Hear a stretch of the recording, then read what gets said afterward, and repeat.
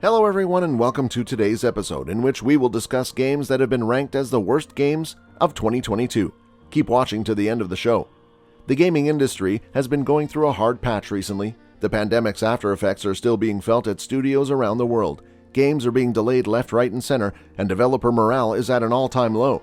It's only natural then that developing games that satisfy both the players' expectations and the developer's creative vision is even more difficult in these trying times. And many games that could have been great turned out to be mediocre, and some that seemed promising turned out to be flat-out disappointing. To that purpose, here are 15 of 2022's worst video games so yet. 15. Crossfire X. Crossfire X's broken, ill-conceived, microtransaction-heavy multiplayer experience is capped by a bland, unfinished, and terrible single-player experience that will definitely have gamers questioning their sanity. The few moments of levity and amusement are attributable to the game's faults and sloppiness. Players will spend more time laughing at the game than enjoying it. 14. Vampire the Masquerade. Vampire the Masquerade's swan song is a game that has so many ideas, concepts, and goals that it eventually crumbles under the burden of its own expectations and is imagined as a product that is more average than moving.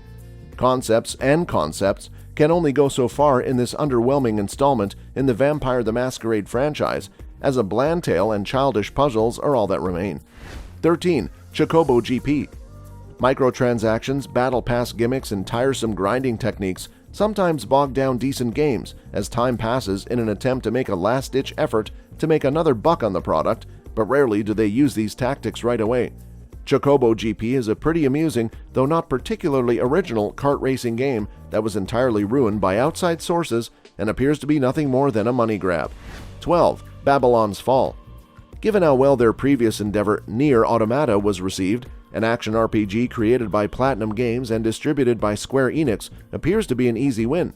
Nonetheless, this games-as-a-service product failed to live up to the anticipation and will most likely be forgotten. Babylon's Fall stumbles with its live service model implementation. While it has an intriguing multifaceted combat system, its brilliance is obscured by a slew of superfluous features. The art direction, while interesting, fails to convey the essence of an oil painting. Instead, it appears dull and at times even unattractive. Unfortunately, it appears that the game was hampered by a difficult production phase, resulting in a directionless, cluttered, and complex journey. 11. Liberated Enhanced Edition. The notion seemed fantastic, a comic book-infused game inspired by Alan Moore and Frank Miller, for example. Unfortunately, Liberated Enhanced Edition was unable to provide an enjoyable experience, a dismal addition to the list of the worst video games. 10. BLACKWIND. A sleek mech suit in an action RPG with twin-stick shooting gameplay? BLACKWIND appears to be promising. Unfortunately, technical constraints such as poor camera angles detract from the entire experience. There aren't many hack-and-slash action games with a sci-fi theme, but BLACKWIND stumbles a lot and makes playing it constantly difficult. The camera in the game is the main offender, although platforming, balancing, and combat are also flaws. I didn't mind that the plot couldn't find a constant tone as much as the game's mechanics drove me insane. I prefer difficult games, but not ones that are unfair, flawed, or buggy. 9. The WAYLANDERS. Another action RPG on this list. Perhaps this is an indication that action RPGs need a break. The WAYLANDERS has a nice plot set in a Celtic backdrop, but that is the extent of its strengths. Despite being in early access for several years, the game is still plagued with bugs. 8. Nobody Saves the World. This one caught me off guard. We all believed Drinkbox Studios' latest game, Nobody Saves the World, would be another smash for the Canadian makers after their Guacamelee franchise. Unfortunately, this was not the case. It may sound harsh, but Nobody Saves the World threw all of my pet peeves into a barrel and painted it. To give this game some credit, the co-op is entertaining for a short time and the game plays well. Without a doubt, the coat of paint is a really good painting style. It's just that the grind stinks and forces you to grind from the intro dungeon. Oh, I forgot I was meant to be talking about the advantages. Nobody Saves the World may be a good game to play with a child or a casual buddy if you want to relax and bash some monsters. 7. Diablo Immortal. Diablo is such a well-known franchise. This is why it was so terrible to believe that Diablo Immortal, despite its sarcastic moniker, nearly ended the franchise. Yikes. But this is what happens when a developer-publisher decides to create a lousy, scaled-down mobile version of a beloved series before porting that mobile version to another platform, in this case PC. I really wanted to enjoy this game more than I did. It feels amazing to rip through dismal little dungeons, looting and slaughtering demons. I adore the aesthetics and sound design, as well as the fast-paced combat. I even enjoy level grinding. However, the game is teeming with predatory in-app purchases. Blizzard wants to squeeze you dry, and they're not afraid to do so.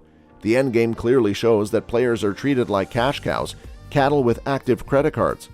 Diablo Immortal's first half is a decent, entertaining action RPG, but you should never ever touch the endgame. 6. ZORRO the Chronicles. ZORRO the Chronicles is based on a brief animated series that introduced the beloved ZORRO character to a younger audience. But we're talking about a cartoon that aired for one season more than 5 years ago. Why was today an appropriate time to release a game based on it? Nobody will ever find out. It's an ambitious game, but it falls short of expectations. The game has attractive qualities that extend beyond its initial impression. I debated quitting it early on, but I'm happy I didn't. Some of the later locales are extremely lovely, and there are some amusing bits sprinkled throughout. While the missions followed a pattern, I saw an attempt at level differentiation. I wish this game was more enjoyable to play. I wanted it to succeed. Unfortunately, I don't know many people to whom I can recommend ZORRO the Chronicles. If your youngster is a fan of the program, the game is worth picking up, but if you're a lover of the ZORRO franchise in general, it's worth waiting for the next installment. ZORRO always rides again. 5. Postal 4 No Regrets. It's difficult to have high hopes for the Postal franchise. The game's gameplay often takes a backseat to the franchise's outrageous material, and the incremental release of Postal 4 No Regrets, delivering a little more material every few months in an attempt to piece together a full-fledged game, it's just too much to ask fans to support. One thing I will say is that they have brought back every Postal dude voice actor, including Postal movie actor Zach Ward, to allow players to choose who narrates their story. 4. Teenage Mutant Ninja Turtles Shredder's Revenge.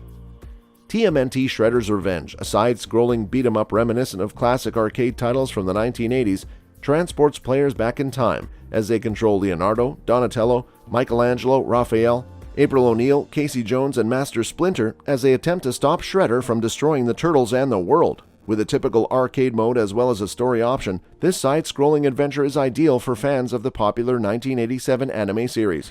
3. LEGO Star Wars The Skywalker Saga. The sixth installment in TT Games' LEGO Star Wars series, the game adapts all 9 films in the Skywalker Saga series and reimagines Star Wars' most memorable scenes in classic LEGO form. The game also embraces its humorous and epic aspects, making it a fun and exciting experience for the entire family. 2. Elex 2. Poorly designed combat systems, awkward and unclear characters, and egregious aesthetic flaws destroy a game that appeared to be on the edge of becoming something new, and potentially even amusing.